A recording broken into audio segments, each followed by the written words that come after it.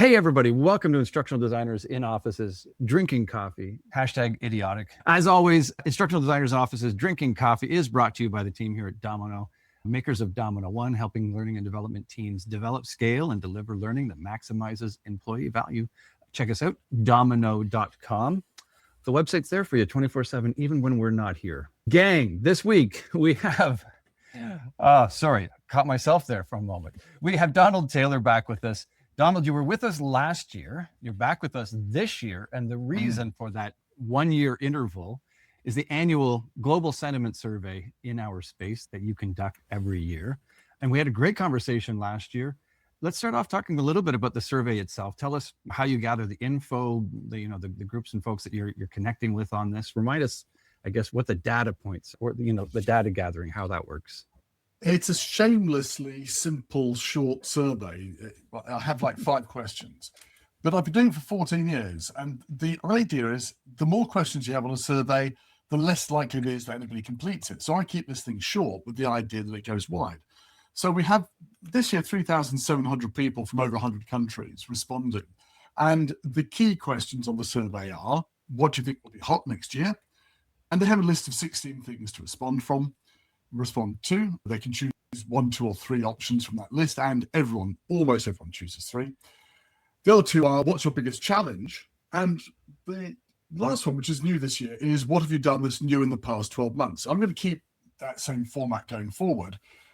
But the key one, what do you think is going to be hot in the year ahead? That's been going for 14 years now, so quite a lot of longitudinal data on that. The challenges one, the big challenge for the year, has been for 5 years. That's pre the launch of ChatGPT. It's really interesting to see how the challenges have shifted over that time. And by your, reference to ChatGPT, it sounds like your data had a lot of focus on, or the feedback that you got had a lot of focus on AI this time around, which, totally, I think for Paul and I would be a total surprise. Yes. It's certainly the dominant conversation in everything, isn't it? These days? I sure it was, like online learning and how can we move things online now? I was looking back at the conference schedule for learning technologies. We had learning technologies last week in London. And I was looking back at the conference schedule for 2003, because I've chaired this thing since 2000. And I was looking back at 2003, and we had on the schedule how to move your learning online. Yes, we also had how to measure the impact of learning and how to make people care about learning. And some things just don't change over time, but some things do. AI is absolutely shifting what we're doing in learning and development. And I think importantly, it is removing one of the things that learning and development's always been able to say was its foundation, which is the creation of content. And that's shifting now. And I think that's probably going to be a key point of discussion here. But I'm just seeing in the chat, we've got a lot of people saying, a lot of people coming from different parts of the world. It's great. Let's move on. But that's the point. AI is changing what's happening in L&D, partly because of what it does, but partly also because anybody can now do it. And I think that's the crucial change. So what kinds of things, so that would have been identified, I guess, as one of the hot things. Yes. What kind of things were then being revealed? What other things, let's focus there. What other things were revealed though as hot things still? The question, what's hot, is a really stupid question because I don't define what hot is. People can choose their own definition, but nonetheless, over the years, there's been very predictable patterns of behavior in response to the question. So what happens is things start off being very popular, and then they decline in popularity over time. So mobile delivery was the number 1 choice 14 years ago, and I took it off the survey 2 years ago because it's now business as usual, pretty much, not everywhere in the world. Other things go down, not because they become part of the course, but simply because people were excited about them, but they're not so excited about them now. Like curation, for example, once very hot. People discovered it was a bit more complicated than they thought, and their attention shifted elsewhere.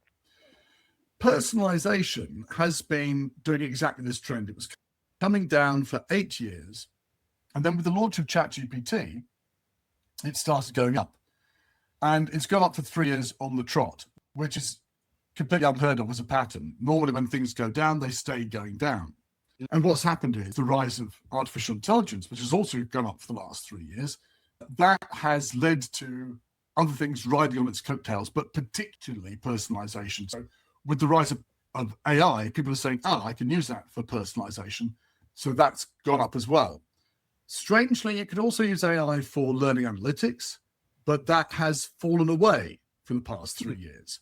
So people are making a choice. They're going for the content piece, they're not going for the analysis piece. So I think that's interesting. The other thing that's gone up for the past 2 years is showing value. Showing value normally doesn't go up or down. It stays around 6.5 to 5.5% of the vote.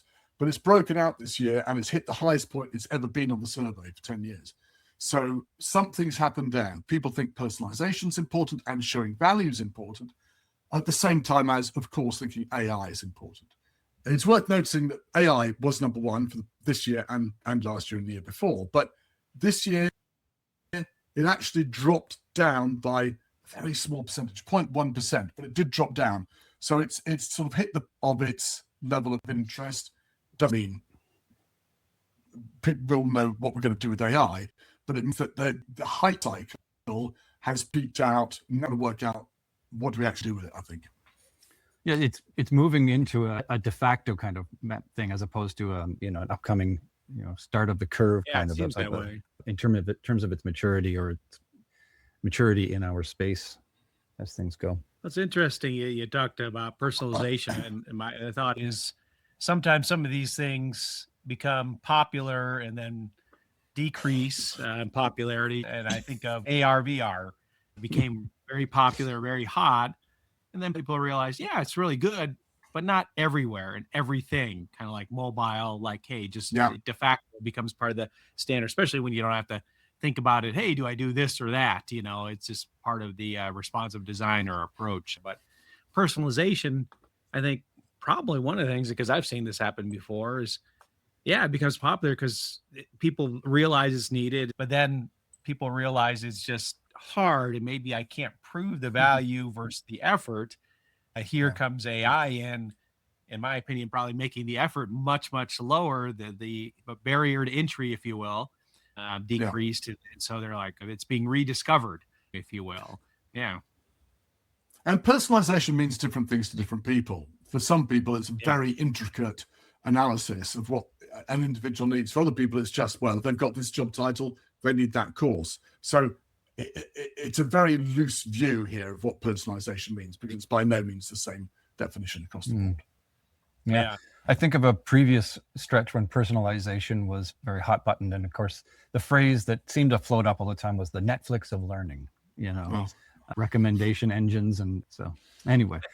I remember when personalization was, wow, it said, hi, Paul, when the car started. Fortunately, we have, I think, moved completely past that as being the barrier there.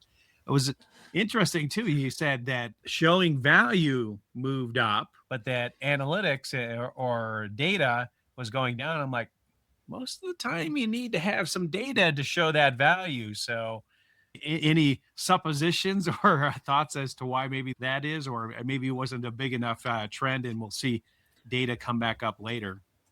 No, it was certainly it's a noticeable trend, and I mentioned it for precisely that reason. Personalization and learning analytics were in the same spot 2 years ago. They're now wildly divergent.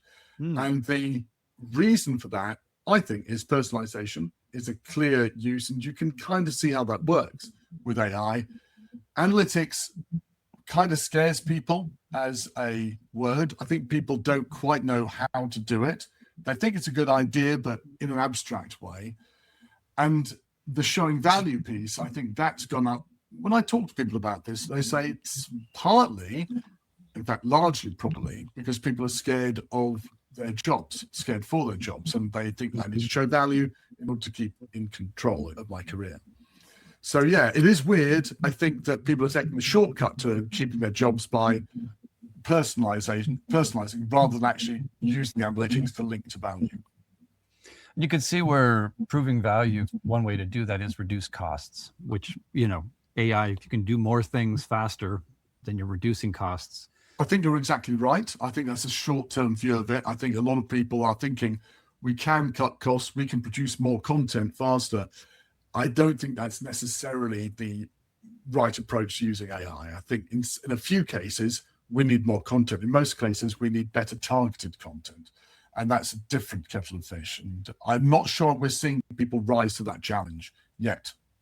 Yeah, I was thinking with AI, two parallel different conversations. One was with the AI and it enabling them to do some things that they'd wanted to do, like personalization, maybe better improved, more simulation type things that are not only novel, but people know they work. So I could see how that could be, thrown forth as a showing value. And then on the flip side, of course, we're seeing a lot of, hey, upload the document and the tool will create your course for you.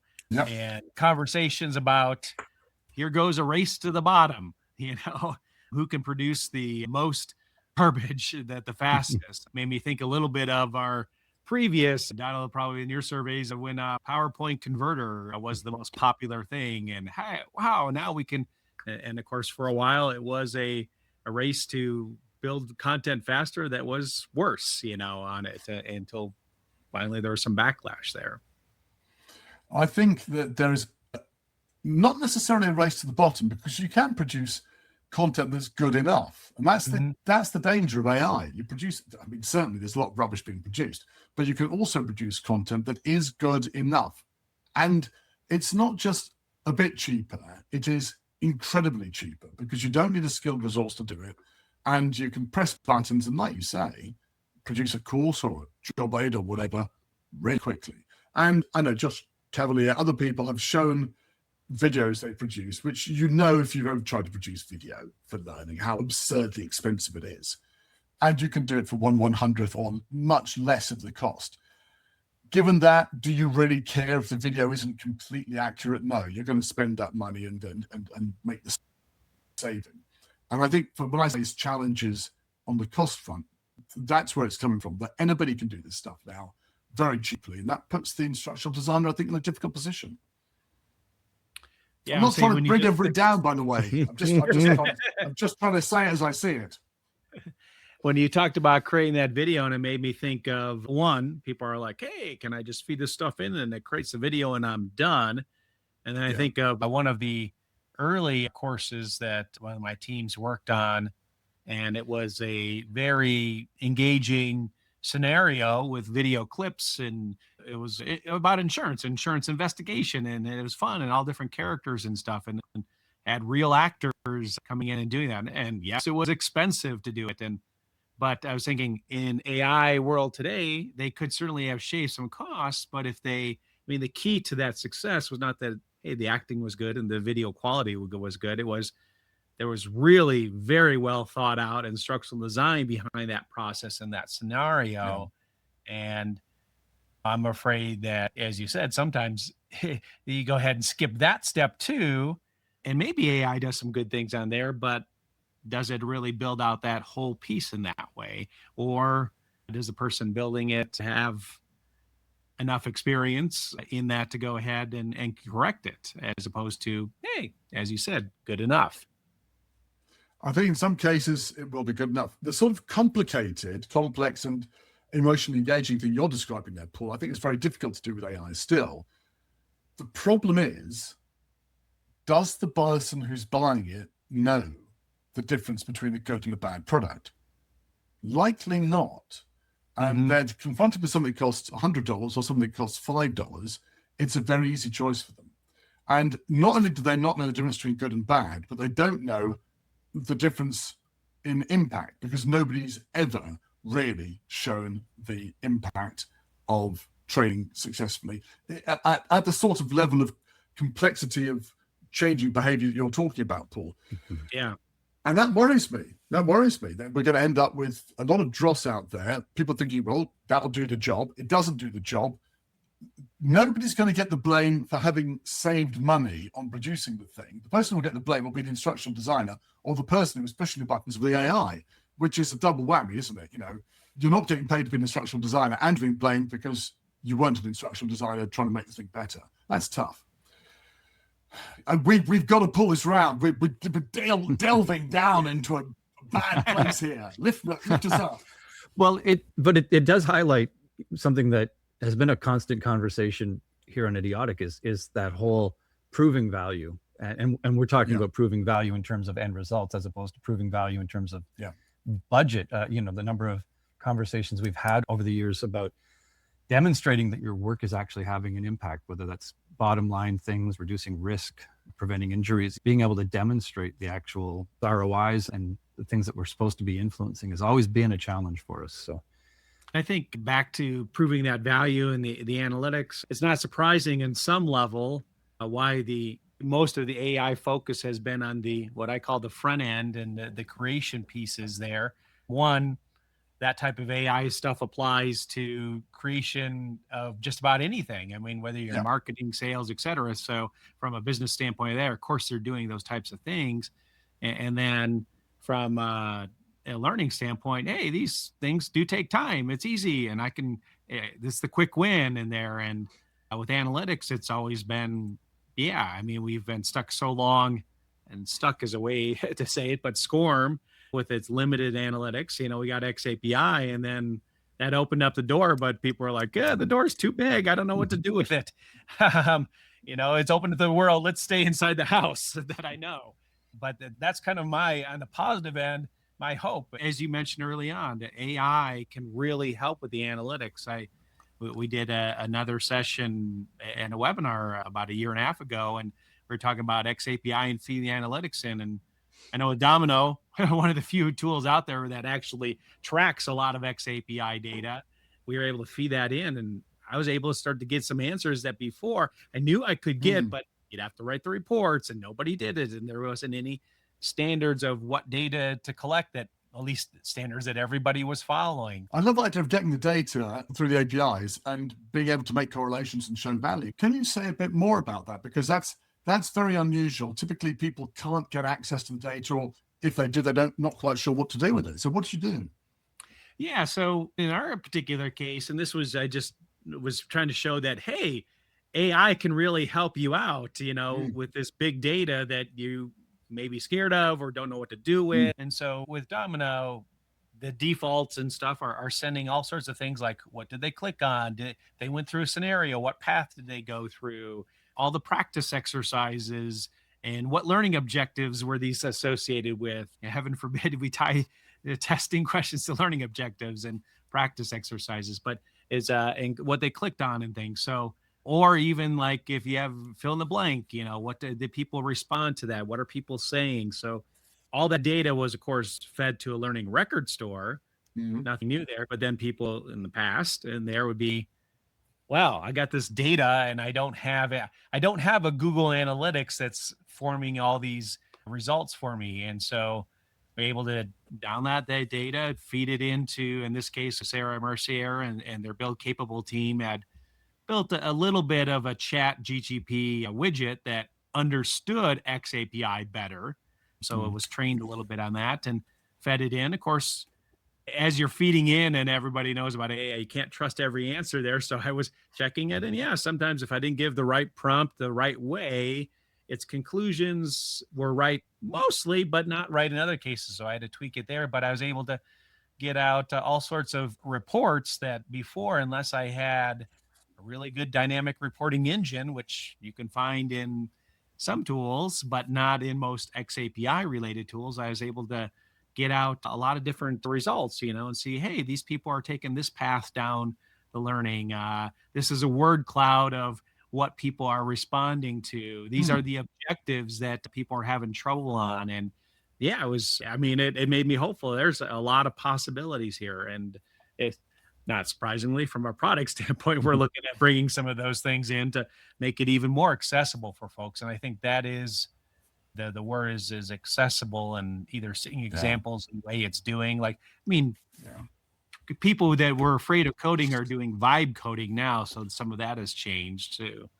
I think that the AI can do a lot to help people with analytics, with data, because you don't need to be a SQL expert. You just need to know to ask the right questions, provided things are set up right, to ask the right questions, and then to ask what I call the second question, the important follow-up question. So the first question is, what happened? And the second question is, why? Why is this number bigger than that one? Why is this trend in that direction? This looks odd. What's happening behind that number? And that sort of analysis and inquiry can lead to, very often, substantial insights will help you either improve your training program or demonstrate that actually you are having an impact. Yeah, so we've got to a better place now. We're in a place where there's possibilities happening. That's good. So we've been talking about the hot topics, and you Yes. mentioned those as well. There was a question about what people see as the challenges. Not that I want to keep us in a negative mood here or anything, but what kind of Hey, challenges are revelations? opportunities, Chris. There we go. Exactly. There we are. I like that. The key challenge was, look, you asked the question, what's your challenge for the year ahead? It was very interesting. So it's been going for 5 years, 2026, 5, 4, 3, 2. So in 2022 and in 2023, the first 2 years, 40% of people answered it. And then after ChatGPT came out, so in 2024, so that's the first year when we've had ChatGPT around for a year, 95% of people answered it. And it's been then dropped down to 85, back up to 95. So the first thing to notice about this question is that since we've had public access AI, people have felt they want to share more about their challenges. And the number of words that they're sharing has gone up from 14,000 in the first year to 41,000, which is about the same length as Heart of Darkness by Joseph Conrad, which of course is the book that Apocalypse Now is based on. So, Yes. it's fairly dramatic stuff.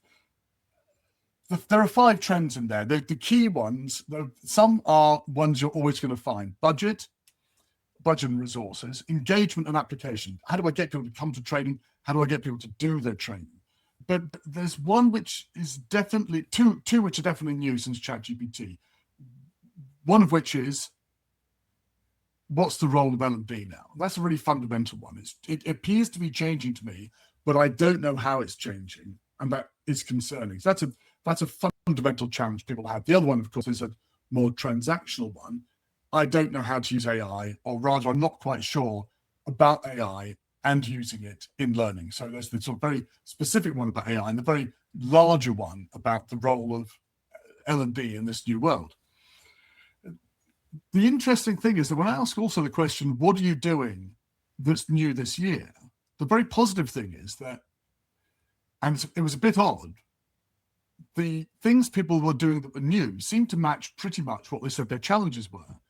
And I couldn't work this out for quite a long time. I was sort of wrestling with this. Why are people saying this is a challenge, but also saying they're doing it? And then I worked out, well, it's exactly what's happening. People are recognizing there's a challenge and they're taking action to meet the challenge. And so if you can look at those two answers for individuals and see exactly that happening. So people would say, the challenge I've got this year is that I need to really start showing value.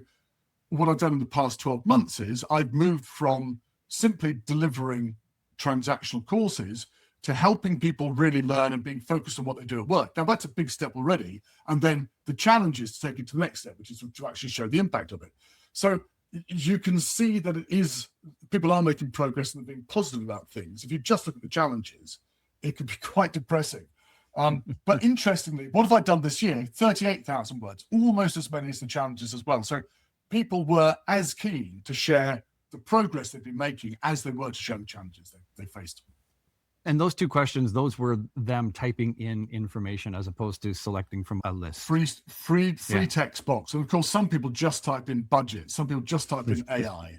But mostly people are typing a lot. If you imagine you've got, 95% of people answered it. That's about 3,400 people. The total of, well, they're typing in typically at least 20 words each. And some people are typing in an awful lot more than that. So you get you're getting some very substantial answers in that.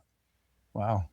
Yeah, and you had said that increased. It's almost like there's some Every big year. changes, and so I'm working extra hard and doing all sorts of perhaps new things that I hadn't done before. As in the past, it was I also, same old for a little while. yeah, absolutely. At the beginning of the survey, what's your challenge? Of course, 2022, beginning of this question in the survey, a lot of it was coming out of COVID, I need now to shift towards classroom training again. But here's the interesting thing. In those first 2 years, 2022, 2023, the word human wasn't mentioned at all. As soon as ChatGPT comes out, the word human gets mentioned more and more and more. And this year it was mentioned 80 times in the answers we got. So people are increasingly wanting to keep the humanity in what we're doing, there may also be a sense that I'm aligning my identity, my human identity, with what's going on. So there's that side of it. The other thing, of course, is that, and I do think that people use this question as a way to just say, thank you for asking, but nobody's asking at the moment, I'm going to tell you. The word pressure was reasonably high as we came out of COVID. It dropped down and then it came up again. And it's at the highest it's ever been. And I choose that word rather than stress or overwhelm, which have shown the same pattern, because the word is always used by respondents. It doesn't matter what language they're speaking, you translate it into English, it comes through as pressure. But it's always the L&D department that's under pressure, and that's increased each year. So I think that, combined with that sense that the word human has come up, combined with the sense that people are just sharing more and more of their problems, I think I'm getting this real sense that people are concerned. But as I say, when I look at what people say they're doing for new, I'm optimistic about the future. Mm-hmm. I was thinking, and you mentioned it, but it almost felt with that increase in volume of response, et cetera, that it's like almost like so many folks were just saying, oh, thank God, someone's finally listening to me, or I'm finally having a chance to express these things that have been rattling around. I think sadly, if you look at, most people work in very small teams, so it's 1, 2, or 3 people in L&D, and so we are all in our own little bubble. And one thing I absolutely say to people is, whatever you're doing, just network and talk to people about how you're feeling about things, because there's a real sense that people could get burnt out. And literally just before we came on air, I was looking on my phone at somebody who's talking about, she's a freelance trainer, a freelance instructional designer in the UK. She's got 2 teenage sons. She's got a mortgage for a house, and she's saying, look, this is my shopping this week. Got any tips on how I can save money? Now, that's really fundamental stuff. And I don't want people to be in isolation when they're going through that. We should be trying to do what she's doing. Let's share with other people. Let's get support for each other so that we can help ourselves through what I think is a temporary period, but I think it is going to be a tough period. Yeah, I was thinking it gets back to some of that. I need to show value. And I think, yes, I don't remember a time in my career where showing value wasn't important, but there's definitely been periods where it's like, oh, if I don't show value, we're on the chopping block type thing.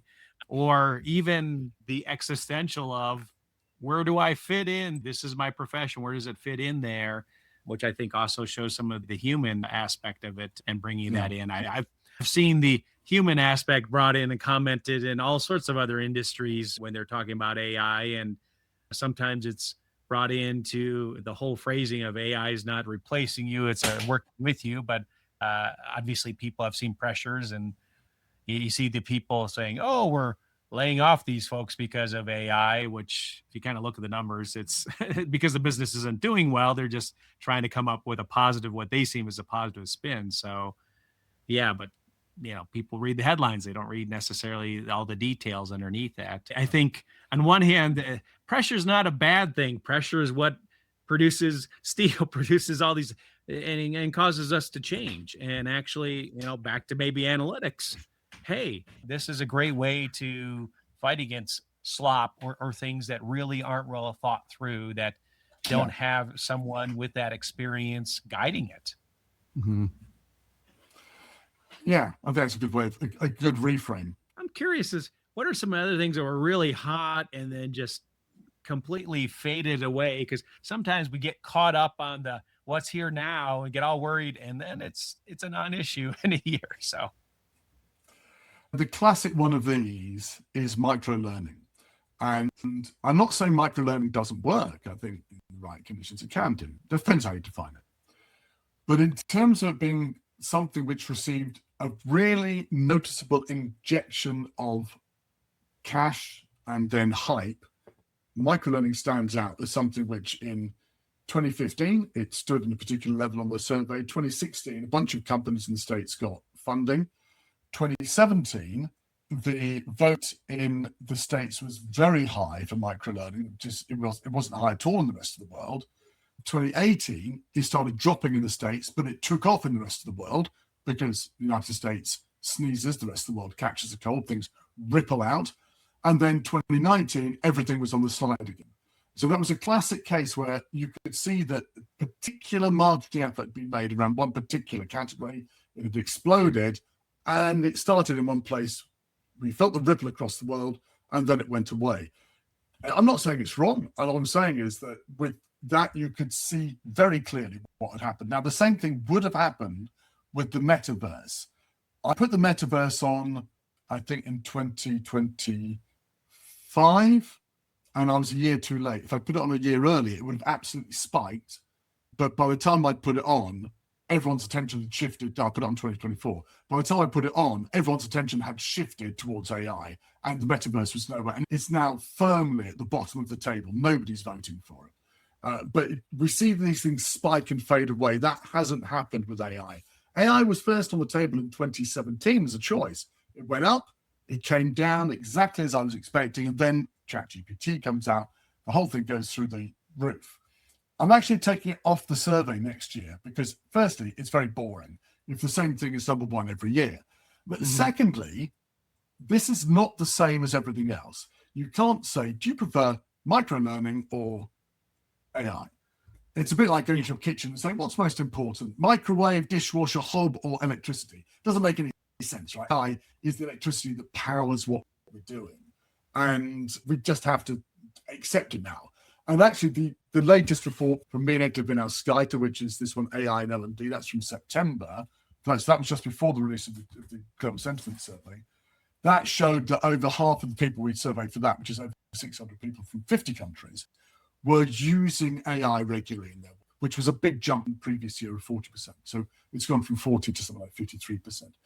It's just part of what we do now. It's part of our lives. And so I'm going to take it off the list, and I'm going to spend a lot more time looking at the words that people give me to describe where they're going, because there's so much richness there. And I really feel I need to honor the effort people put into sharing their thoughts and their feelings about the challenges and their successes. For that richness, how have you, to this point, dug into that? Are you reading it all and creating your own word clouds, or are you using AI as part of that? That'd be interesting to know. Chris, great question. And look, for a long time, I was a purist. I said, no, I'm going to read it all. I'm going to put everything in it. I translate it. You put frankly in Excel spreadsheet, and you have this list of categories, and you're ticking them off one by one. You can do that up to after a certain quantity of stuff. It just becomes impossible to do it all. So I still do the reading. I still do ticks in the boxes, but that's not the only thing. I then go to actually two different engines, ChatGPT and Claude, and I say, right, here's the data. Go through. I'm not going to tell you what I think my categories are. You tell me what the categories are. And then I do a comparison. I see between those two and the data that I've got, what have we got? Interestingly, it's a pretty good match most of the time. And I then have to, a sort of subsection that I have to go and make a choice on myself. And it usually throws up some anomalies that I've missed or some new ideas. So that's very helpful. It's a combination of the old thing, Chris, a bit of technology and a lot of sweat still, I'm afraid. At some point in the future, I'll have a Robo Jeeves who will do all this for me. I don't have to worry myself. Well, you could probably pick up a website URL, Ask Jeeves, because I think that one folded in the last 2 weeks, didn't it? Is it last 2 weeks, was it? Yeah, they finally... Yeah, the fun threw in the towel. Yeah, they did. They admitted defeat to Google finally, I guess. Wasn't there a Jeeves character leading the New Year's parade in New York one year? I bet you there was. It was. They had a lot of money behind it for a few years. Like any of the, hey, let's deliver you pet food for free online. Yes. Not thinking about the weight, and things like that. They had a Super Bowl ad, and a year later they were out of business. Yeah. I'm going to look them up right now. I'm sorry, I can't resist it. Jeeves New York parade. This brings it back to me, some of the different things you talked about. Mobile and AI has become like mobile. It's just part of the ecosystem now. People are expecting to go ahead and use it. They're already using it, at least on some level, for different things. In fact, I remember a friend who, they interviewed someone, they said that they didn't use it at all because they were a bit of a purist. And that was actually a turnoff for them. They did not hire that person, even though it was very well qualified in many other areas, because they're like, you can't just stick your head in the sand, so to speak, was their perspective on it. I misremembered. It was the Macy's Thanksgiving Day Parade between 1999 and 2004, serving as a prominent internet era icon. Ironically, that answer is provided for me by the AI overview in Google. So I think that's a sort of meta message there for Paul Jeeves. Yes. Was be ahead of its time, perhaps. You know, it's a good point. The technology has to land at the time when people are ready to use it and to trust it. And AI is kind of there, kind of not there. I remember in 1999 having a conversation with somebody from Microsoft and him saying, yeah, this is going to be the year of e-Christmas. I said, what? People are going to buy their stuff online. Now, bear in mind that Tim Berners-Lee had put forward his proposal for the World Wide Web 10 years earlier. And we'd had a whole decade of the 90s trying to get the World Wide Web off the ground. And it'd been creeping along. It'd been used for email and what have you. It kind of made sense from a technology point of view that it would be e-Christmas. But from a user adoption point of view, we weren't anywhere close to it. And it was a fraction of a percentage of purchases online in Christmas 1999. Now, of course, it's an absolute de facto. It just takes time. What I would challenge everybody listening is to think, well, where are we now in that same story of the World Wide Web, if you can think back that far? Where are we now? I think we're right at the beginning. I think we haven't begun to see all the impact we're going to see with AI on instructional design, on learning, on everything we do in our lives. And there are things which are going to happen which are unimaginable, and which will, the stuff we're doing now in the future will look as quaint as Jeeves being the Macy's Thanksgiving Day Parade looks to us now. Yeah, you mentioned about the internet and getting to that shopping point, and I was thinking, you don't think about it, but one of the biggest drivers of making that to that first step was the success of AOL and making it easy for people to actually get online, because the internet was there, but if you weren't at the university or something, you just getting to the highway, so to speak, as they framed it back then, it was hard. And we talked about courses. People are doing, hey, here's the certification in AI this or certification that, and trying to help people get to that next stage. Same time, we're also seeing, I think, even more rapidly of tools having things built in that you don't really need to learn anything. You're using it to help you do what you could already do, but it does faster. I think sometimes we run in the risk, and this is where that training comes in, of you're using it to do something that you have no idea how to do. And so when it does it, it always looks pretty good, but it isn't always pretty good. But Paul, I think this is a really interesting point. Do you think there's a risk there that we let our skills atrophy and that we start effectively flying a plane with automatic controls and we don't quite know what's happening with all of the stuff on the plane, and we kind of hope we don't crash, but everything in the cockpit looks great? Are there risks involved here? Yeah, that's definitely a risk that I think about. Flying a plane is a great one because there's so much training someone goes into. At the same time, we know those pilots are using a lot of auto technology, but we trust that if something goes wrong, which is almost never, but people start, oh, it's never. No, it's not never, that they can take over and do things. And we've seen, fortunately, time and time again, where they have taken it over. And because of their training, training of the airline attendants and helping out and stuff, things have happened. You know, we have all these things in place where we go ahead and say, hey, we don't need someone who really knows this. We just need someone to push the buttons. In the pilot area, we've said no, that's too high risk. But I mean, it could be a risk in training, and that gets back down to showing that value. And I think, hate to bring it back around to, but that analytics of, what is actually the training that's making a difference. And I think this means that we've got a responsibility as people who are involved in L&D, whether it's instructional designs or anything, to really understand the business and the impact of what we do and what people are doing in their jobs. And if we understand all that, we're in a much better place to be instructional designers, to do analytics. I think we have to just get a bit closer to understanding the jobs that people are doing to enable us to do that whatever else it is our role is. And a related but slightly different risk too, thinking about some of the things I'm reading in the programming world. If all of the junior programming roles are being replaced by vibe coding and AI, then how are we ever going to have senior programming minds to be able to actually understand what's going on and what should be done? So there's that continuity of the craft, of the knowledge base too, that could potentially be at risk too. I've been looking a lot recently into how people are learning in the legal profession. And of course, the legal profession is going to be hugely impacted by AI, and it already is, because it's all about words. And they have these incredible applications now, which you can get the application to draft contracts based on the general knowledge of case law and that company's particular IP, in a way that in the past, a bunch of juniors would have gone off and done the discovery, gone and read stuff, produced documentation that would enable you to say, well, this is the right contract for you, Mr. Client, Ms. Client. Now, if they're not doing that, these junior partners, what are they doing to learn the trade? I was talking to Heather Stefanski at McKinsey, which of course is a completely knowledge-based industry. And she's very focused on, she's a chief learning officer.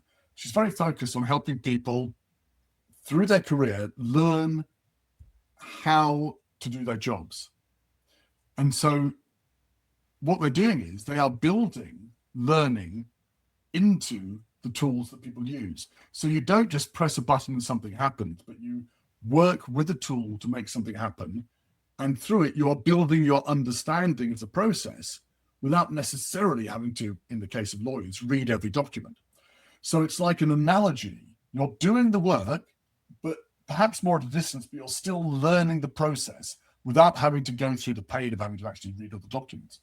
That's one example. And I think we have to be much more mindful in the future, to your point, Chris, when we've got new people in knowledge industries, of saying to them, of building systems which enable them to learn in a way that is intentional, rather than we just say, go and do this job, figure it out, and by the way, on the way, you're going to learn some stuff. We have to be much more intentional now about structuring their work to make sure that learning is a part of it and that they don't do stuff without understanding the process. I was actually having a conversation yesterday about lawyers and how that was changing some of those things, and they were getting bit because they didn't actually check their work and do things, and sometimes it wasn't right. But I think we forget sometimes learning's hard.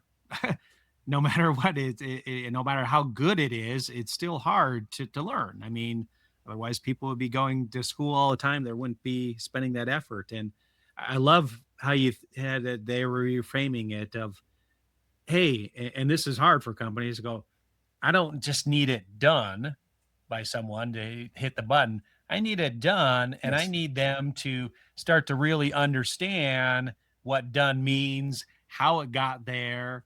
And so, when different things or changes, they can adapt to it. They can do a quality check, so to speak, on there. And I like the idea of, again, the company has to do it. And that gets back to showing value of that, hey, I can hit the buttons, but I also know what's happening when I hit the buttons and why. And yeah, I can't calculate it as fast, or I can't write it as fast, but I can tell when it's wrong or something is funky looking or something wrong there, and kind of building that. And we always talk learning in the state of work. It reminds me of kind of way back when, before there's any of this, you did a journeyman, you were learning on the job and just learning from that expert there and actually going ahead and doing it.